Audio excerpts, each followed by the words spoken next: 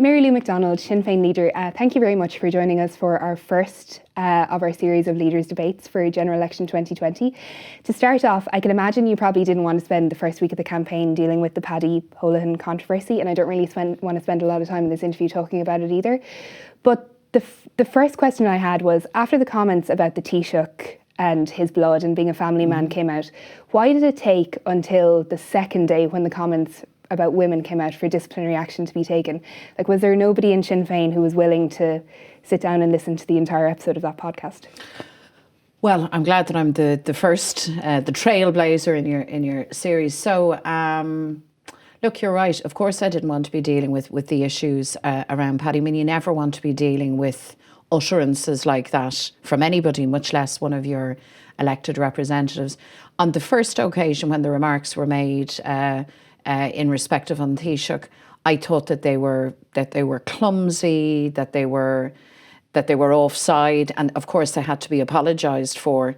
But I did know that Paddy, through his sport, works with kids from every ethnic background imaginable. And I know from his work that he's never demonstrated anything that would suggest to me that he is in any way racist or xenophobic at all. And he apologised, and the Taoiseach accepted that apology. You're right, we should have gone and listened to the podcast in its totality. Hands up, we didn't. I wouldn't have imagined for a second that remarks such as were made in the conversation on the podcast about women, about girls, would be made. And I have to tell you, Ellen, when I heard them, I was shocked. Actually, shocked is too mild a word for it. I was very, very angry.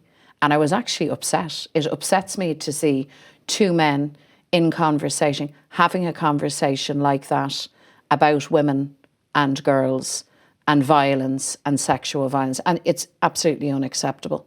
So the matter was brought to my attention, and I immediately said to the party, the disciplinary procedures have to now be activated. And that's where it's at now. And I noticed we didn't get an apology for the remarks about women and girls. So are you in a kind of difficult position when it comes to him ever being able to come back to the party? Well, look, the process now has to take its course. Like, you can't have an independent process within the party and then interfere in it or make commentary on it. But I can say this absolutely, that those remarks are unacceptable. They're wrong. And nobody in Sinn Féin making remarks like that or holding views like that, really, it's totally incompatible with who we are and with the people that we represent. So I'm happy to let the process take its course. I don't want to say anything that would prejudice it, but I want to make it absolutely clear to people who would have been as shocked as I was hearing those comments that they certainly don't represent the views of Sinn Féin members, and they certainly are not acceptable to us or to me as the party leader. And just the final thing on that before we move on to the election, that point about it not being compatible at all with Sinn Féin's position as a progressive party that does a lot on women and gender equality, I was kind of surprised by some of the comments that people were posting either to us or online over the weekend in support of Paddy Holohan, people who claimed to be Sinn Féin supporters. Did the incident make you worry at all that you might have some people in your base who are voting for your party but who actually are not compatible at all with your position on social issues? Well, no, I haven't seen those comments, but no. But I'll tell you what I am very aware of. I am aware that sexism and misogyny is a reality in Irish life, and it's not exclusive to any one particular section of people, or certainly any one particular political view or party. And it's something that we need to be conscious of. And I'm not saying this, I'm also conscious that as a woman, when you make this remark, you can get, by response, pretty misogynistic commentary, and you can be accused of portraying yourself as a victim. I'm no victim. I am a very strong-minded woman, and I also live in the real world, and I know that we still have issues around equality for women, how we're regarded, how we're spoken about, that need to be tackled, and that's an ongoing piece of work. I come from a political tradition, as you know, Ellen, which has a pantheon of incredibly strong women. The best known, I suppose, is Markievicz, but there are others. And Kathleen Lynn, for example, who we should be naming the Children's Hospital after.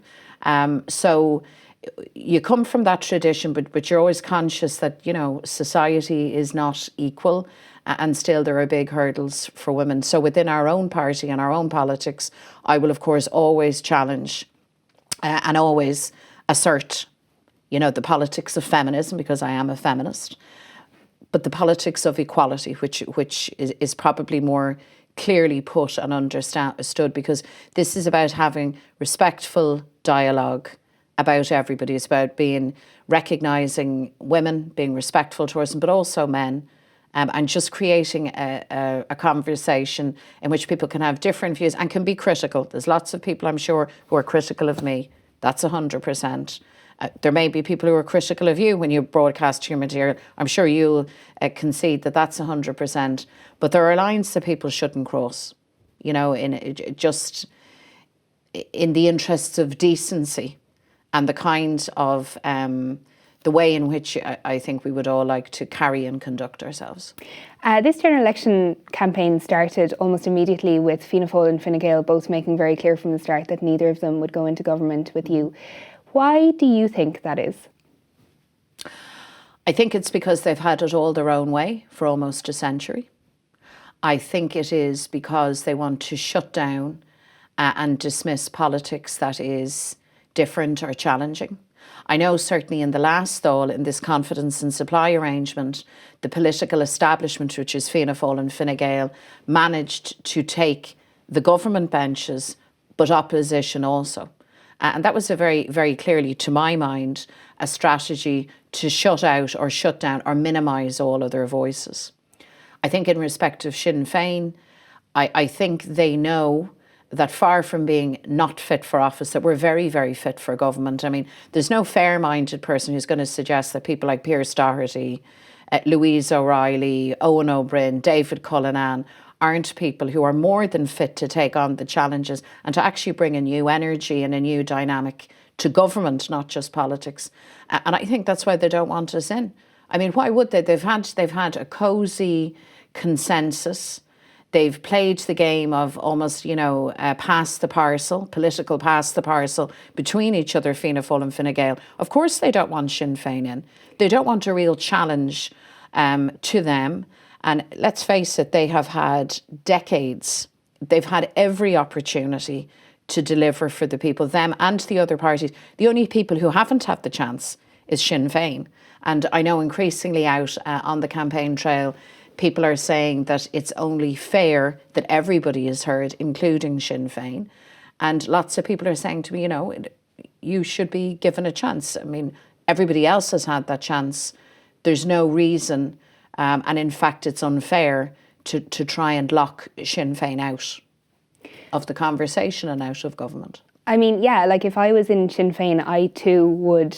I'm sure there's a lot of voters who believe that the establishment does see you as a threat. When I ask this question, I'm not suggesting for a second that anybody is controlling you from the outside. Mm-hmm. And I can assure you I'm not complicit in a media conspiracy to lock Sinn Féin out of government. But Micheál Martin and Leo Varadkar keep citing things like stuff they would have read in Sam McBride's book about maybe a Sinn Féin minister who was consulting an individual who appeared to have strong links to the IRA. And this isn't stuff that they're dragging up from, the height of the Troubles. This was something that happened in 2017. Isn't it fair enough for either Micheál Martin or Leo Varadkar or their voters to be nervous about Sinn Féin in government for that reason? Well, no, I think that's entirely a contrivance, and I'm not suggesting that you're involved in anything of the things that you've described. It's a complete contrivance. This is an absolute try-on. It's desperately reaching for any reason just to give a rationale for keeping us out. Look, the facts are these. Anybody who's in ministerial office takes advice, has advisors, if they're any way wise. Anybody from a political party, you refer back to your party. It's not some sinister force. It's a collective democratic structure. So of course you take advice. I mean, I could say back to Fine Gael and Fianna Fáil. I mean, where they take instruction from is the big bankers. They're very close with developers, and we all paid the price for that, and for landlords. I mean, so that critique can go two ways. But would that mean that, like, Paschal Donoghue would be running decisions that he'd make as a minister past a banker or a big developer before he'd make that decision? I am sure that Paschal has advisors. I am sure, because those special advisors, when they're appointed, they're political appointments. That's what they are. So, of course, he is running by and testing politically what he does, what he says. But in saying that, I'm not suggesting for a second that individual ministers don't ultimately know their own mind and make their decisions, and they have to stand over them. So this is all, something about nothing. I think it's a measure of their absolute determination, maybe even desperation, to cast a slur or to cast doubt. I can tell you there's nobody pulls my strings. I know my own mind, but I'm also wise enough to seek advice and to look for people's views on big issues and decisions that you'll take that affect people's lives. I think that's a common sense thing to do. One of the big knock-on effects of Brexit is the way that people are talking about a border poll and Irish reunification now. And I guess the fact of the matter is the ethos of the three main parties, Sinn Fein, Fianna Fáil and Fine Gael, is that all of them want a united Ireland at some point. Is it? Well, it is one of the main aims of the state, and Fianna Fáil and Fine Gael would both say that. But both of those parties' leaders have said that any conversation about it now is rushing it. I mean, don't they have a point? If we do a border poll too quickly, you'd lose an opportunity for a generation, something that is supposed to be one of the core aims of Sinn Féin as well. Well, you're right to say that on the face of it, everybody says we want reunification, but then the establishment say, but not now. It reminds me of other circumstances where people were seeking their rights, and people say, well, that's fair enough, but not now. If you were to go by the but not now political momentum, nothing would ever have changed in our society, Ellen. The conversation about Irish unity is happening now as we speak. I mean, the only people who aren't talking about reunification, it seems to me, is the government and the establishment parties. So I accept absolutely the preparation has to be made. I'm not suggesting that we have a referendum next month. I am saying that in the next 5 years, by 2025, we should be in a position to put the question to the people. And in advance of that, we've work to do. I mean, things like how our health service operates. What does education provision look like? What's our economic model? How do we foster investment and good jobs? Housing, how do we give everybody, particularly the younger generation who are locked out of home ownership and struggling with massive rents, how do we sort out those things? So there's plenty of planning to be done, and that needs to start now. I mean, the same people that you've quoted correctly criticised our friends across the water for a lack of preparation and debate in respect of Brexit. Look what that led to. Let's not make the same mistake here, because there is a huge amount of preparation to be made. And, I know in conversation I've said this to before, but it's worth saying again, the unionist majority is now gone in the north. I mean, that's been demonstrated election after election. Politics has changed in the north for the better. It's very interesting and a new dynamic now. And people are talking about their futures. People within unionism are talking about this. So the question is really whether or not you accept that we need to begin the plan and the preparation and put that conversation and planning on a formal footing, or whether you freewheel, which is what Fine Gael and Fianna Fáil are suggesting. And I think we have to be prepared. I think we need to do the work now. We need to include people. And then when the question is put, I hope that we would win it. I mean, in fact, I'm determined that we will win it on the first occasion and win it well. I was interested in the point you made there about people asking for their rights and people delaying it. That to me sounds like the Irish government dragging its heels on marriage equality and the referendum on the Eighth Amendment. But another kind of characteristic of those two campaigns was the people who'd been at the forefront of LGBT activism and the people who'd been at the forefront of pro-choice activism both had to not take a back seat, but I guess be subsumed into a more civil society organisation. Would Sinn Féin be willing to adopt a position like that as well in a campaign for United Ireland? This debate is for everybody. This doesn't belong to Sinn Féin, nor should it. I mean, we are United Irelanders. We're the Irish Republican Party. So of course we are going to push and we will be at the vanguard of this issue. But there has to be room for everybody. So I envisage a scenario where the campaign for unification will grow in the way that you have described. I think that would be a hugely welcome thing. I think it's a very necessary thing, because I'll have my ideas and I'll have my position, and Sinn Féin will have our position around what a new united Ireland looks like. But there are other voices too. And it's very important that the debate is dynamic and organic and that people have their say. And, very often this dynamic and process is described as, something to be feared or something threatening. That's actually the wrong end of the stick entirely. This is a huge opportunity for us. It's an opportunity to fix things that are broken. It's an opportunity to write for our generation and the generations to come the better version of a democratic and united Ireland. So I think it's a very exciting prospect. And I know from talking to people, including people who are very staunchly of a unionist position, that they too are considering, what does the future look like? And if you go and speak in some of the universities in the north and you talk to younger people, young students or graduates, they're no different to students or graduates in any other part of Ireland. They're saying, right, in terms of their prospects for a happy future, for a good life, to, advance in their chosen path, their career, their job, their prospects of settling down and where they might put down roots. All of that is in the mix, and that's a good thing. It shouldn't be something that's resisted, and it should certainly not be resisted on the basis that this is only a matter for Sinn Féin. This is really, really important for all of us. And those unionists who are having that conversation, it's kind of ironic that that's been sparked by activities in Westminster more than things that have happened on this island in the last couple of years.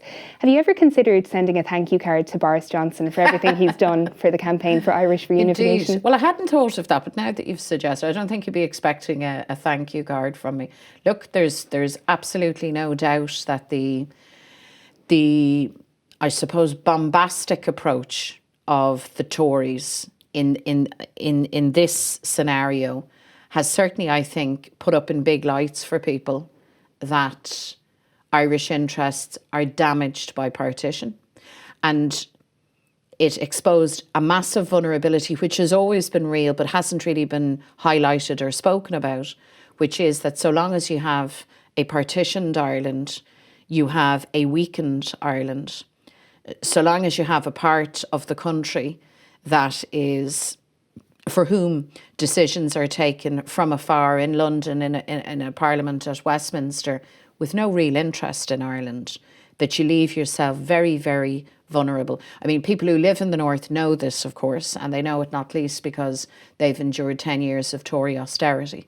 So people living in Belfast, in Derry, in Tyrone or in the glens of Antrim know this. But for the rest of us who live on the other part of the island, it's not always immediate and identifiable, but Brexit changed all of that and Boris Johnson made that happen. We have a fuller interview with Oner Bryn on what your party is going to do for housing for renters in specific, so I won't go into that in depth. Okay. But just with the kerfuffle that's kicked off this week, are you 100% sure that your plan for a rent freeze would be constitutional? Yes. 100%. And can I say that it is absolutely typical of Fianna. So they're heading into a by-election a couple of weeks back. They're under pressure and they decide that they're for a rent freeze, having resisted it, but they're for it. And now a couple of short weeks later, they decide that they're against it. And they produce a legal opinion to try and validate that position. No, I'm absolutely satisfied that our proposal, given that it is a rent freeze for 3 years, that it's not a permanent imposition, is entirely lawful. And the real call here is whether or not you're on the side of renters or not. Sinn Féin absolutely is. We know that we have to cut rents and we have to freeze them. And Fianna Fáil is not on that ground. They never really were. They temporarily talked about a rent freeze because they thought it was politically necessary, and now they've retreated from that position. Crime also became an election issue very quickly because of some really tragic and I think horrific events. First of all, I wanted to ask you what you thought about a narrative that emerged quite quickly, which suggested that people who take drugs should either feel guilt about what is happening among gangland criminals or if they should at least be conscious of the connection between their activities and crime. I was just really interested to ask you, because I know in your constituency there is quite a problem with addiction. So what do you think about that narrative? I think that people who take drugs for recreational use, to use that term, I think you would have to be the most unthinking person not to now pause for thought and say, right, what are the connections here?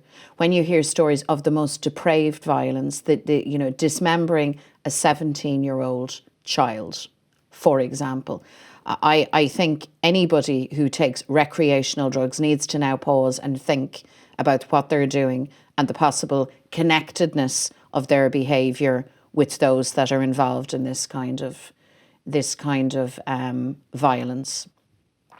But there's another section of people who take drugs who aren't recreational users. They're people who are in the grip of misery, of miserable addiction.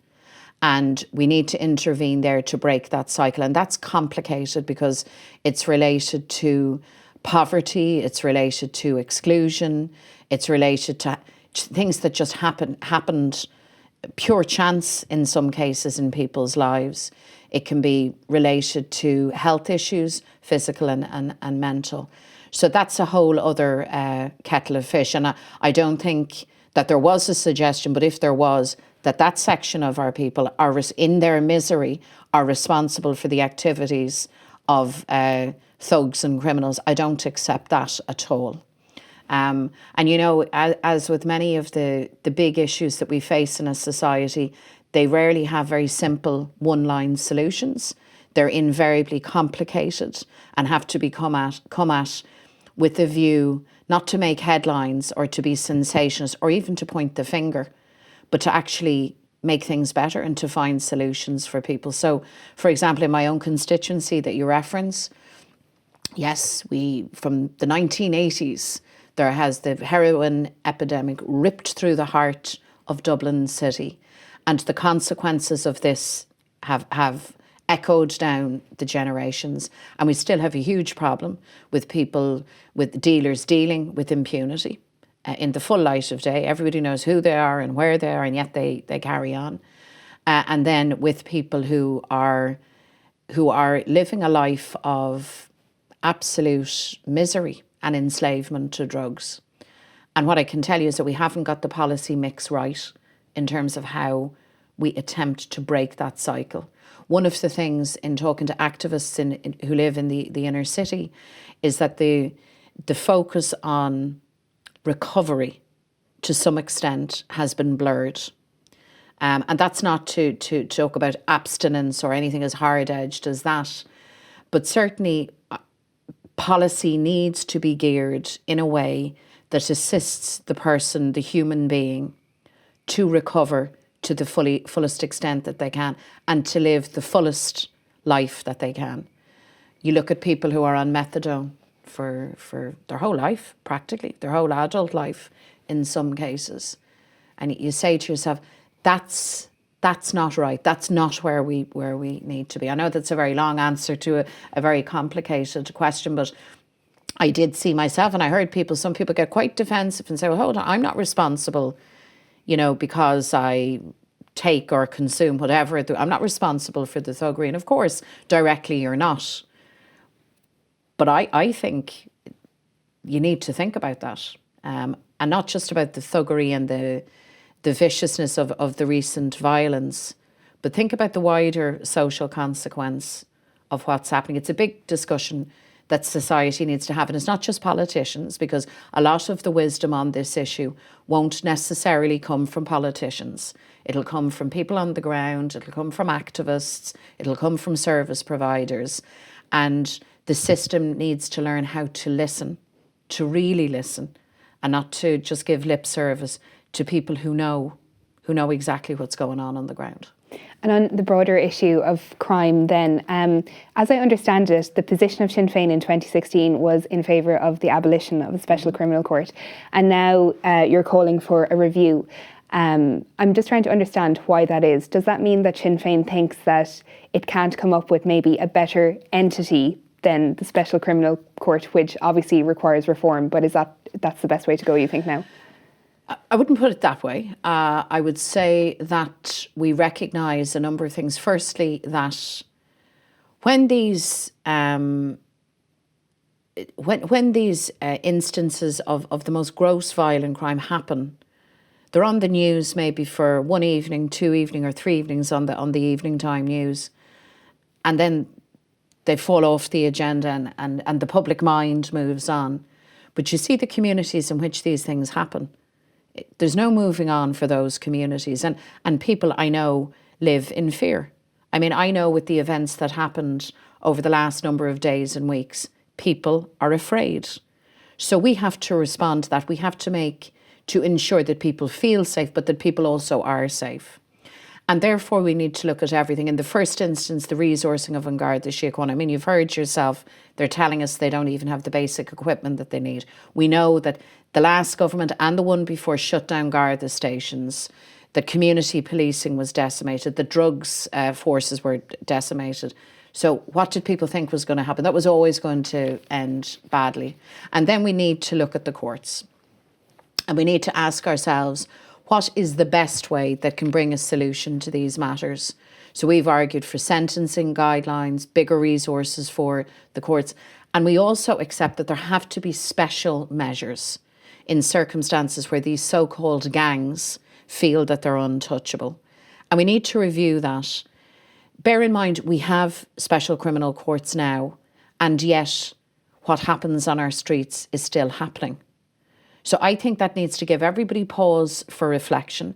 I don't think that people on the ground, the communities that I've described, want high drama or a high level row between politicians. I think what they want is a considered, thoughtful response that actually delivers solutions and ensures that they're safe. So yes, we want a review of those courts. And then we need to collectively, between the political system, but also the judiciary, law enforcement, through all of the stakeholders, we need to come up with solutions that mean that we make some progress on this issue. Because it seems, I know talking to people out on the ground on the campaign trail, people say, well, look, you know, it's just crazy. Every news bulletin brings some other horror, and the punishment rarely matches the crime, even if people are apprehended, and you never see a guard on the beat. And you'll hear all of this in the public conversation. So our job as political leaders is now to pick up on that and to actually to disentangle all of those things. And of course, the courts is part of that. Moving on then to climate change, which is another major issue. I wanted to ask you about your position on the carbon tax, and just double check if you're sure you're not out of step, considering 80% of the last Citizens' Assembly said that they would be in favour of higher taxation on carbon heavy activities. I mean, would you not be in favour of a way of doing it like the Greens were talking about, of giving the money back to the public, or including measures that would protect people who are in fuel poverty? Our main objection to the carbon tax is twofold. Number one, it penalises people in a way that's not fair. So if you live in a very cold house and you can't afford to insulate it or retrofit it, levying a carbon tax on you isn't going to change your circumstances. You're still going to be in that same cold circumstances. If you live somewhere that doesn't have public transport, access to public transport, and you need your car to get your children to school or to get to work or whatever the case may be, levying a carbon tax isn't going to change your circumstances. You're still going to need your car. What it will do is put pressure on you and make you poorer, but it's not going to sort out your circumstances. And secondly, therefore, it's not actually going to reduce emissions. You see, the objective of this has to be to actually reduce our emissions. Isn't that what we're all talking about? So the only way that the state can actually get to that point is if we are prepared to say, well, number one, you need to assist that citizen and invest in retrofitting of housing, for example. And number two, you need to invest in public transport, including rural transport, so that people aren't entirely reliant on cars.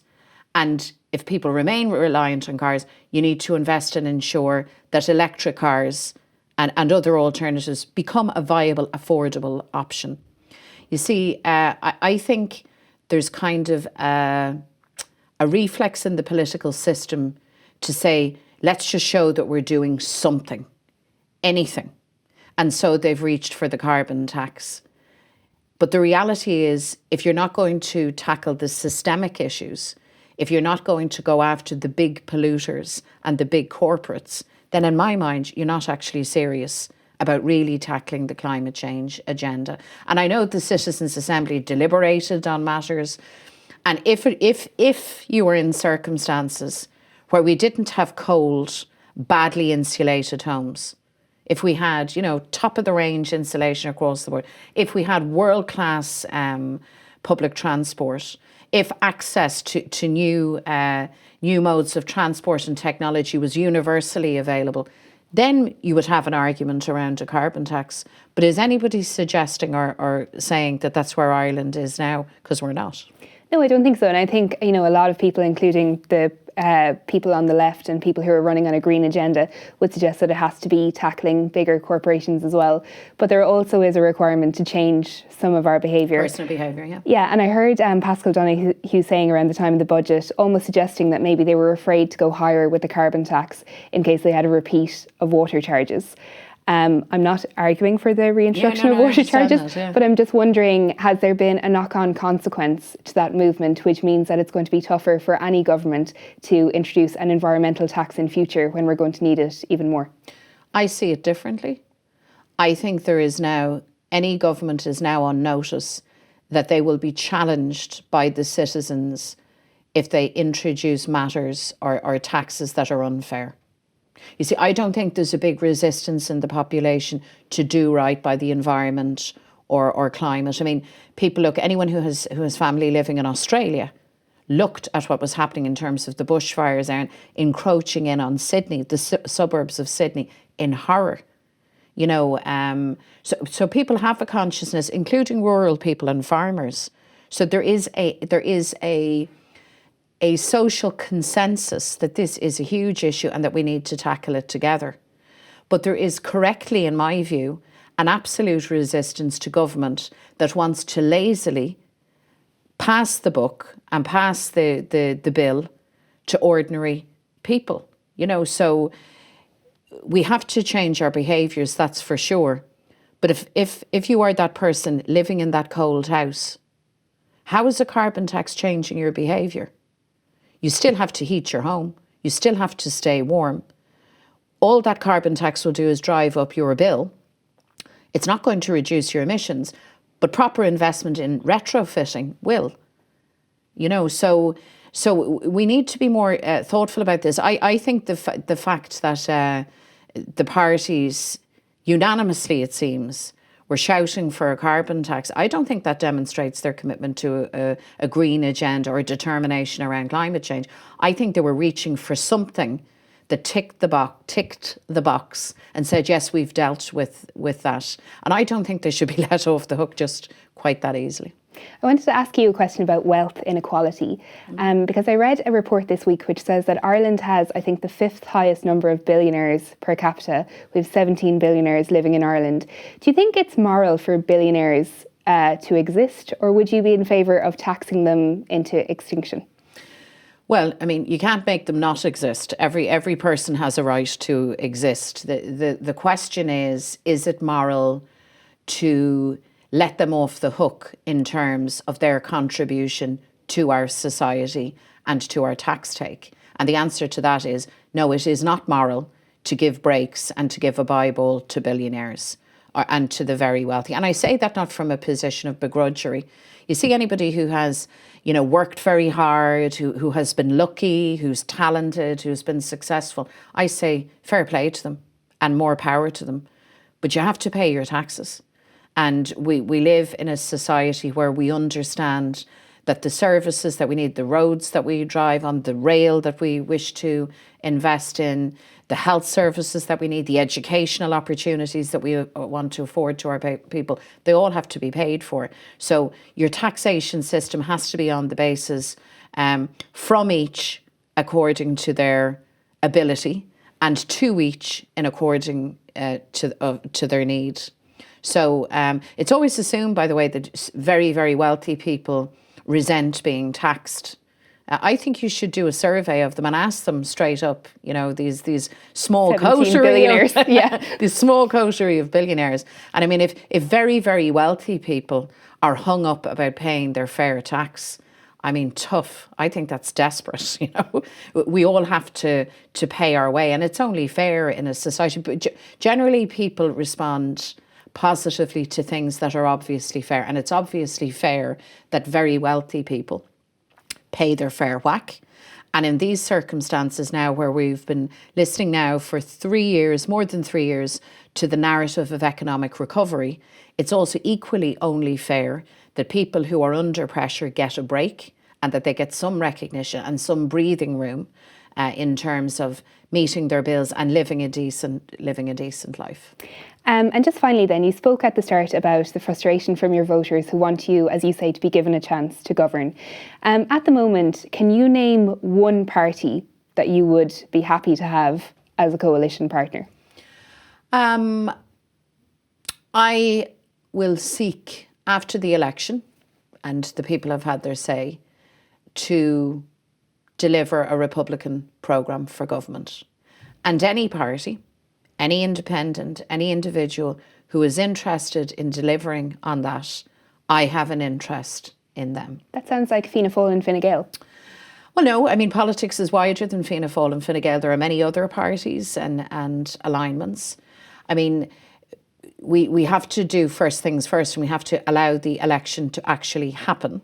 And I think this is an election where I hope the idea that you can either have Fine Gael or Fianna Fáil, but there's nothing else, I hope that we bust that myth, and I hope it becomes absolutely apparent that change is possible. Sinn Fein certainly is the alternative, and I hope that we gain a significant mandate on that basis. And thereafter, I mean, I've been very clear with people. I'm an Irish Republican. I believe in equality. I believe in social justice. I want us to sort out the housing crisis. I think we can. I don't think the other big parties can. And that's the conversation that I want to have. So I can't give you a glib answer in terms of A or B. Obviously, Fianna Fáil and Fine Gael, their politics is totally different and at odds with ours. I mean, I think everybody knows that. I think so, yeah. I mean, we played Politics Island in here last week, which is a political version of Love Island, where we got people to choose who they'd rather couple up with. You actually did quite well, even with politicians from parties like Labour or Fine Gael who have ruled out a coalition with you already. Maybe as a gesture of goodwill in return, can you name a single TD, no matter what position they're in, from Fianna Fáil, Fine Gael or Labour, who you would be happy to have as your Taoiseach? No, I can't. Not I thought for one of minute. Of all the women, of all the progressive women that we've had elected since. There's great women in the Dáil. I thought you were going to suggest that we go on to a political Love Island. Well, I might actually see what happens after the 8th, but we can give that a go. But you can't think of somebody that you admire, even, regardless of politics, who you'd be happy to work with in some sort of hypothetical scenario? No. I mean, I'm happy to. I'm not saying that to be exclusionary. I'm actually happy to work with people from all sorts of different political views and backgrounds. This isn't about personality. This is about what are you working for? What's the objective here? What's at the end of all of this? Of course, there's people from other political parties that I get on very, very well with and who I think very highly of. But this isn't actually Love Island. This is a general election.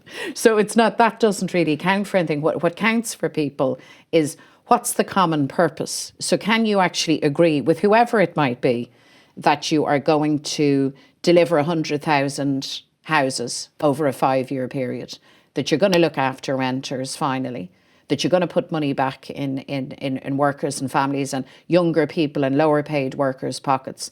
That's what it is for me. It's not about personality. I, generally speaking, you see, I like people. So, I mean, I don't carry grudges. It's not my style. It's not how I operate or how I roll. But I'm a political leader. This is about politics. It's not about me, and it's not about my political colleagues across the board. This is about the people. And there's a real sense now that people want change, people want delivery.